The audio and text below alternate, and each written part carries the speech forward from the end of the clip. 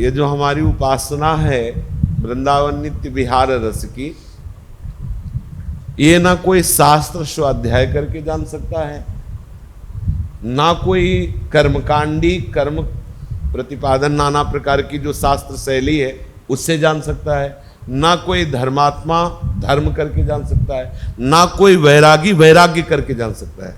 ये जो हमारी प्रेम रस वृंदावन प्रेम रस की उपासना है, ये जब कोई जाना है तो किसी प्रेमी महाभागवत के रसिक के कृपा प्रसाद से जाना है।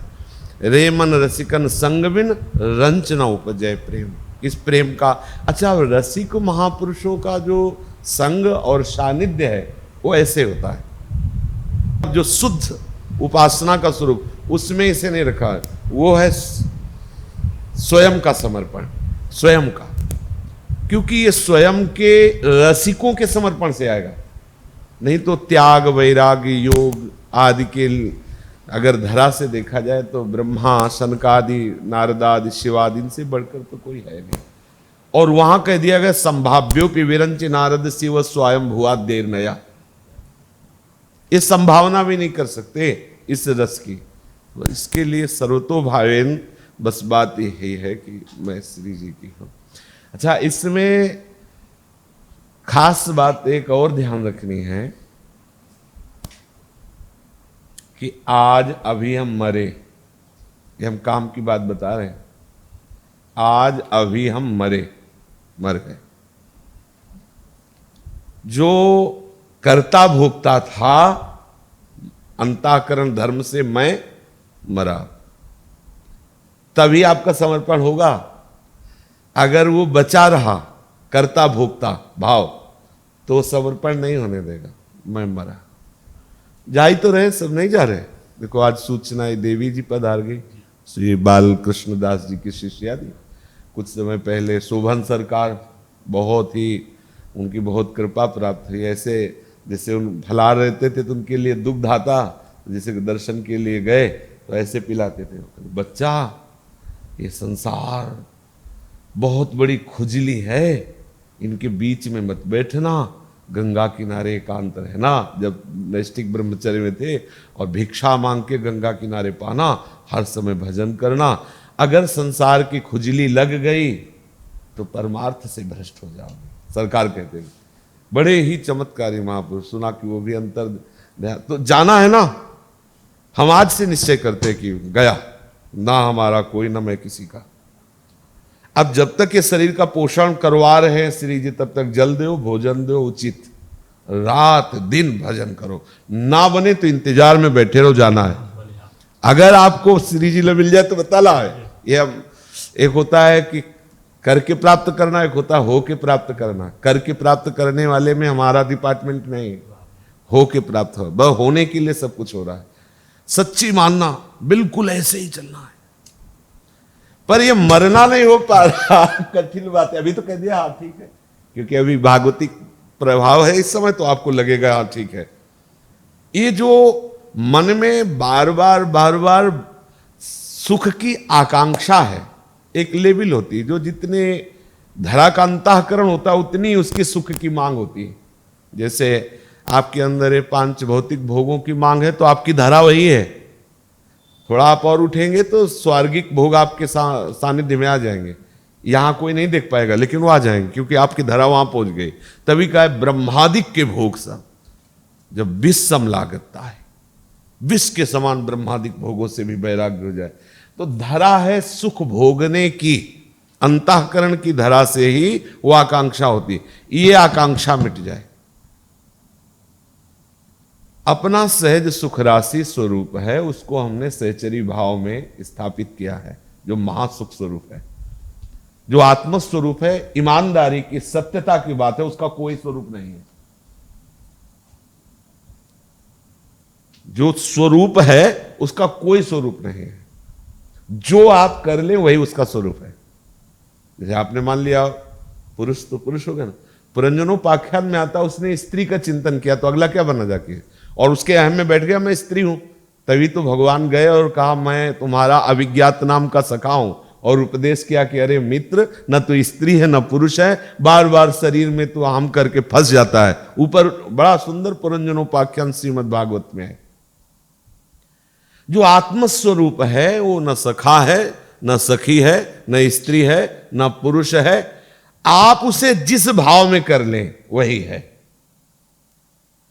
क्योंकि ये हम किसी की कही सुनी बात नहीं कहते, हम अपनी स्वयं बात कहते हैं। एक दो बार कह भी चुके हैं कि सन्यास में जब थे तो हमने इसी स्वरूप को ब्रह्म स्वरूप अनुभव किया, साधना नहीं की, गुरु प्रसाद से इस वाराणसी में इसी बात का अनुभव हुआ।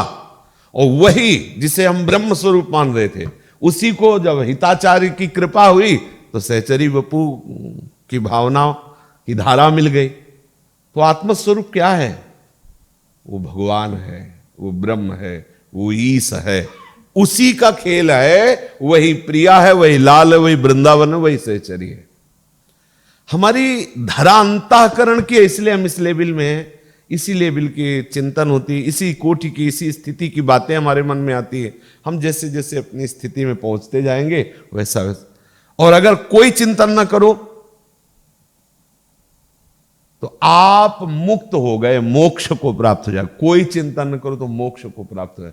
इसीलिए महाप्रभु कहते हैं मुझे भय लगता है, विभे में कैवल्यता, मुझे मोक्ष से भय लगता है। ना बाबा, मुझे मोक्ष नहीं, मुझे प्रियालाल चाहिए। प्रियालाल चाहिए तो फिर वनिता पुरुष भाव मिट जाए, सेवे ललितादि के भाई। स्त्री पुरुष का भी भाव, और यहां तक कि मैं ब्रह्म हूं ये भी भाव, मैं प्रियाजू की दासी हूं ये भाव।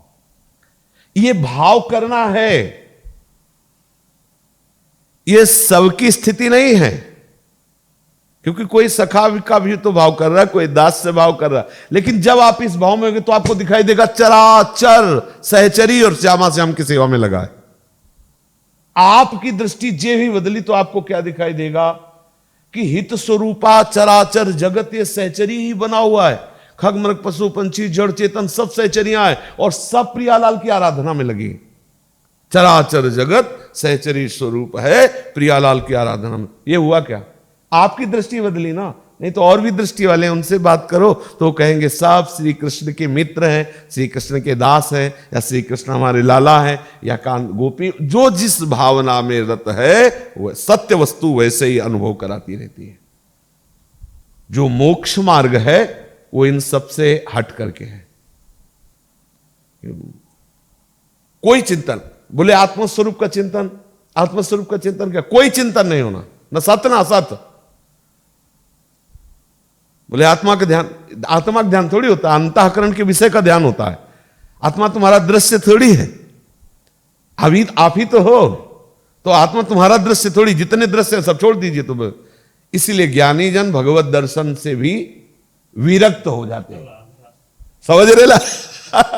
वो, और इसीलिए प्रेमी जन उस मोक्ष को भी थूक देते हैं। दोनों की भावना समझना। तुतकी कृत्य, जहां गलबैया देव ये प्रिया प्रीतम विहार कर रहे और वाह हमें इनका दुलार मिल रहा है, आग लगे ऐसे मोक्ष सुख, मुझे नहीं चाहिए मोक्ष सुख। ये प्रेमी जन। तो हमारा जो मार्ग प्रभु ने तय किया है, जैसे अपने लोग सब है ना, जैसे हम अब सहचरी भाव में लगे, तुम लगे ही नहीं हो। तुम्हें प्रभु ने चयन किया है। पूरी सृष्टि में आप देखो, इतने लोगों में कोई बतावे मैं जानता था सहचरी भाव किसे कहते हैं, फिर मैं आके शरणागत हुआ। कोई बताओ, एक भी नहीं जानता था सहचरी भाव किसे कहते हैं। और घसीटा, प्रियालाल ने मुझे घसीटा है। अब बस हमको इधर उधर नहीं होना, बस बात इतनी समझनी है। इसमें जो खास बात समझनी है प्रियालाल के प्रेम रस प्राप्ति में, पर बहुत लंबा समय है, इसलिए धैर्य रख पाना बहुत कठिन होता है। स्थितियां अंतःकरण की बदलती रहती हैं गुणों के प्रभाव से, कभी सतोगुण, कभी रजोगुण, तो कभी तमोगुण। और उस स्थिति को मैं अहम से स्वीकार करता हूं। यदि मैं दृष्टा भाव से स्वीकार करूं तो कोई फर्क ही ना पड़े, पर वो अहम से स्वीकार करता है। अभी मेरे में भजन का भाव है, थोड़ी देर में भोगों का भाव आ जाएगा, थोड़ी देर में हिंसा का भाव आ जाए। वो तो तमोगुण, रजोगुण, सतोगुण ऐसे बदलता रहता है। जो निरंतर भजन परायण रहते हैं और विचार परायण रहते हैं, दृष्टा है, भाव से हैं, तो वो उससे निरपेक्ष रहते हैं। बड़े बड़ों के आता है। आप ऐसा न समझे कि साधारण साधकों के। जो बहुत अच्छे कोटि के महात्मा हैं, उनके भी अंतःकरण में गुण धर्म प्रकाशित होता रहता है, लेकिन वो गुण धर्म से प्रभावित नहीं होते। गुण धर्म का प्रभाव अंतःकरण में होता है, स्वरूप में नहीं होता। और अंतःकरण में सिद्धों के भी होता है। गुण धर्म आएगा लेकिन उनको प्रभावित नहीं कर पाए। जैसे सर्दी आएगी तो सिद्ध को नहीं लगती क्या? शरीर में पीड़ा है तो सिद्ध के नहीं होती क्या? बुखार आएगा तो ऊ नहीं कहेगा, हंसेगा क्या? ऊ ही करेगा, लेकिन वो प्रभावित नहीं। आप ये मत समझ लेना क्यों प्रभावित हो गया, वो एक क्रिया है बाहर से हो रही, वो आंतरिक अपने स्वरूप में आनंदमय। क्योंकि किसी भी का, चाहे शरीर धर्म हो, चाहे अंतःकरण धर्म हो, चाहे गुण धर्म हो, इसका स्वरूप पे ना प्रभाव अज्ञानी के था, ना ज्ञानी के है, ना प्रेमी के है। अज्ञानी ये बात ना जानने के कारण से वो नाना प्रकार के गुण धर्म युक्त कर्म करता रहता है, जिससे वो नाना प्रकार की योनियों में जाता है। ज्ञानी है दृष्टाभाव से रहता है, और प्रेमी है वो वहां रहता ही नहीं। प्रेमी अपने प्रियालाल के पास रहता है। प्रेमी का स्वरूप है अपने प्रीतम के समीप रहना, एक क्षण भी कभी अलग ना। छिन छिन बिहरत संग, छिन छिन निरखत प्रेम भरी, छिन जस कहता भंग, यह जो कृपा है। छिन छिन बिहरत संग, प्रतिपल उनके समीप। सखी का मतलब क्या है? प्रियालाल की इच्छा। सखी प्रियालाल की इच्छा, इच्छा इच्छा शक्ति तो सखी है। तो जो इच्छा होगी वो सखी तो है। तो सखिया इच्छा शक्ति स्वरूप है। वहां जो भी लीला, त्रपित न मानत नयन, कुंज रंध्र अवलोकितन, यह सुख कहत बलेना, यह जो कृपा हरिवंश की। कहा कहो बड़भागे से वर्णन है, नित नित रति हरिवंश हित, नित वर्धत अनुराग, यह जो कृपा हरिवंश की। बस इसमें हमें धैर्यपूर्वक अपने मार्ग को समझ लेना है और चलना है। सब भागवतिक मार्ग महापुरुषों ने प्रकट करे, सब शास्त्रों में वर्णन है। पहली बात इसीलिए कहा कि आत्मस्वरूप का कोई भी रूप नहीं है। आप उसे जिस स्वरूप में ढालें, आप अभी कामी हो जाएंगे, अपने को कामी मानेंगे, अभी आप अपने को क्रोधी मानेंगे, अभी आप अपने को धनी मानेंगे, अपने को विद्वान मानेंगे। आप क्या मान रहे हो? वो कुछ नहीं है। जो आपका स्वरूप है वो सब कुछ और कुछ नहीं है। उसको आप इंगित नहीं कर सकते कि ये है, और आप उसे ये भी नहीं कह सकते कि ये नहीं है। वो सत्य भी है, और वो जब देख रहे हो जो कुछ सब कुछ वही है, तो जिसे तुम असत मान रहे हो वो भी है। सर्वम खलमिदम ब्रह्म, समझ रहे हैं? और ये नहीं है, वो सत्य असत से परे भी है। क्योंकि अगर जान लिए कि यही है तो सीमित हो गया, वो अनंत है, असीम है। इसीलिए बड़े सरस्वती की बुद्धि भी काबले करती। अब हमें जो मार्ग मिला है प्रियालाल की प्रेम रस उपासना का, बस इसमें सीमित हो जाना है। जिसे इनके तो बड़े सीमित भाव वाले हैं, नहीं कह देते, लेकिन इस सीमा में आने पर उस महान असीम सुख में आप प्रवेश पा जाएंगे। अब सीमा में आना थोड़ा कठिन होता है। भाई ये भी तो भक्ति है, ये भी तो उपासना है। हाँ, वो उनका मार्ग है, उन्होंने वो भावना उस रूप में की है तो उनकी सिद्धि उस रूप में होगी। हमें जो प्रियालाल की प्राप्ति करनी, हमारा मार्ग ये है। बहुत सरल सहज बन जाने से सहजानंद वर्षिणी श्री स्वामिनी जी के श्री चरणों का निरंतर सानिध्य मिल जाएगा। सहज सुभग सुंदरी सहज सिंगार, सहज शोभा सर्वांग प्रति, सहज रूप वृषभानुनंदिनी, सहज आनंद कदम्बिनी, सहज विपिन वर उदित चंदनी, सहज केल नित नित नवल, सहज रंग सुख चैन, सहज माधुरी अंग प्रति सुमोपय कात बनैना। हमारी स्वामिनी जो सहजानंद वर्षिणी है, सहजानंद की वर्षा होती रहती। आप सहज बन जाओ। आपके अंदर जो आकांक्षाएं सुख प्राप्ति की होती रहती हैं, बस इसको मिटाना है। श्री जी के मार्ग में आ गए हम, अब हमें ये बात मिटा दें। इसीलिए महाप्रभु करे सबसो हित निष्काम मति, श्री वृंदावन विश्राम, श्री राधा वल्लभ लाल को हृदय ध्यान मुखनाओ। निरंतर नाम जपते रहो, हृदय में श्री राधा वल्लभ का ध्यान करते रहो, और किसी से सुख की चाह मत रखो। कह दिया हमने, आपने सुन लिया। अब आप इसे देखो, किसी वस्तु से, किसी व्यक्ति से, किसी स्थान से, किसी से भी, किसी संबंध से मुझे सुख की चाह नहीं रखनी। यह है सहज स्वरूप। अभी आप सहजानंदनी में डूब जाएंगे। जो सहजानंदनी स्वरूप हमारी स्वामिनी है, आप उस रस में, आपके डूबने में यही बाधा है। किसी व्यक्ति से हमें अगर सुख मिल रहा हो, किसी व्यक्ति से, वस्तु से, स्थान से, विषय से, बस यही हमें, वो हमारा लक्ष्य नहीं है। और आप देखो, जैसे आप इस शरीर से भी सुख भोगने की लालसा, ये भी फसाव है आपका, शरीर से किसी भी तरह का सुख। ये जो हमारा खान पान विश्राम है, ये केवल श्री जी की सेवा के लिए, शरीर को स्वस्थ रख के चलाने के लिए। हम इससे सुख नहीं भोग रहे। अगर इससे सुख भोगोगे तो बंध जाओगे। और अगर श्री जी की सेवा के लिए इसको तैयार कर रहे हो, स्नान किया, जो भी श्री जी की इच्छा से प्रसाद मिल गया, डाल लिया, जल पी लिया, रात दिन अपने श्री जी के सेवा चिंतन में लगाए, भजन में लगाए हुए, तो अनाचार दुराचार संबंधी जितने आकर्षण सब दूर हो गए। तो अपने आप देखोगे कि श्री स्वामिनी जो नजदीक ही रहती है, कभी कभी दूर नहीं है। और ये हम केवल प्रवचन की बात नहीं कह रहे हैं, हम इसी में जी रहे हैं। अगर ये ना हो तो हम जी नहीं सकते। मतलब जो हमारा जीवन है वो केवल स्वामिनी जी की अपार असीम कृपा है। सोच भी नहीं सकते कैसी करुणा हमारी लाडली जी की है, कैसी करुणा हमारे प्यारे जी की है। बस इसी मार्ग में दृढ़ता पूर्वक आप चलिए, धैर्य पूर्वक बस भजन परायण। एक ही परम तत्व का विस्तार है, क्यों म्यों तो खत्म हुई हो जाना चाहिए।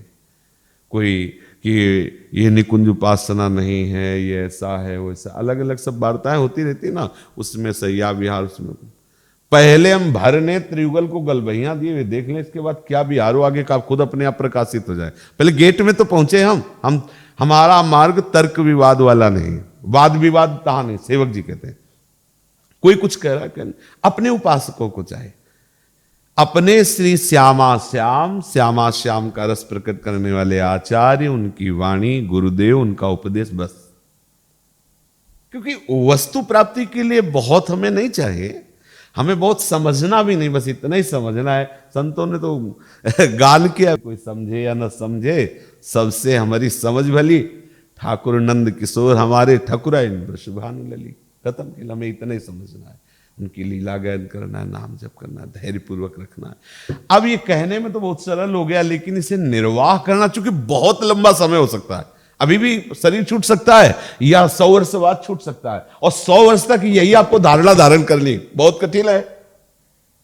अभी तो मान लो भागवतिक सहयोग है, अभी बात समझ में आ गई, जहां एकांत कमरे में हुए, या विषयी पुरुषों का संग मिला, या गुण धर्म से युक्त हो गए, या भोजन बिगड़ गया, चिंतन बिगड़ गया, दृश्य बिगड़ गया, तब ये सूत्र बराबर चलना चाहिए।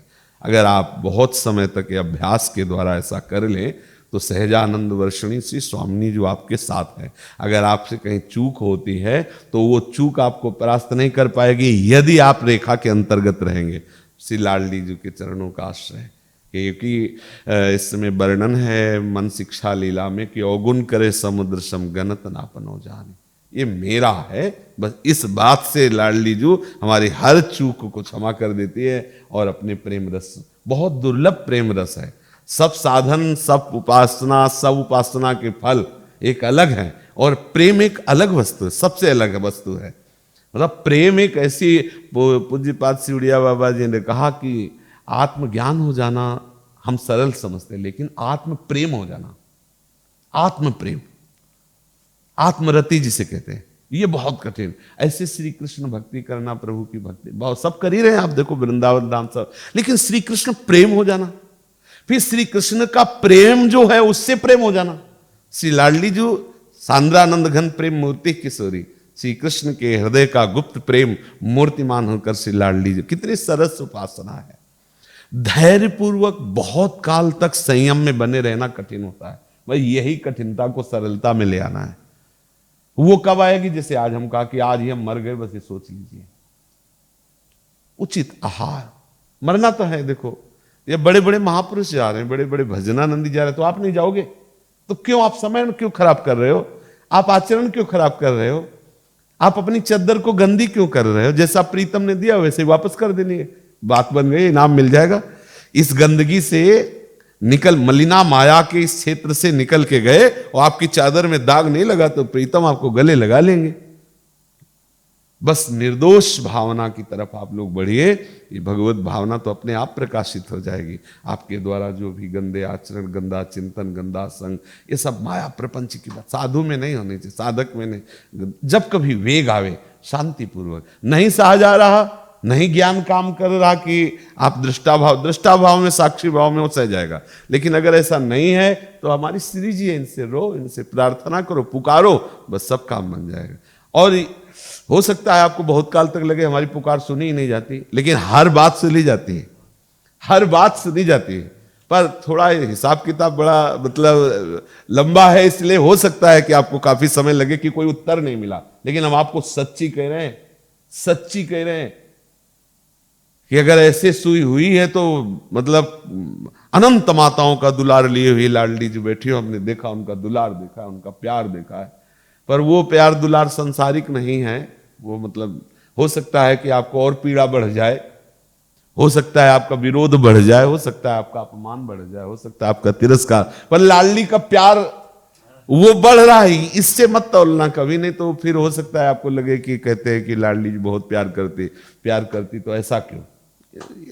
ये सब स्वाप्निक है, कुछ ही क्षण का है। लाडली जी का प्यार पाने के लिए केवल लाडली जी की तरफ ही दृष्टि रहे, शरीर की तरफ दृष्टि रहेगी, समाज की तरफ दृष्टि रहेगी तो आप हार जाएंगे कि हमें लाडली जी प्यार नहीं करती।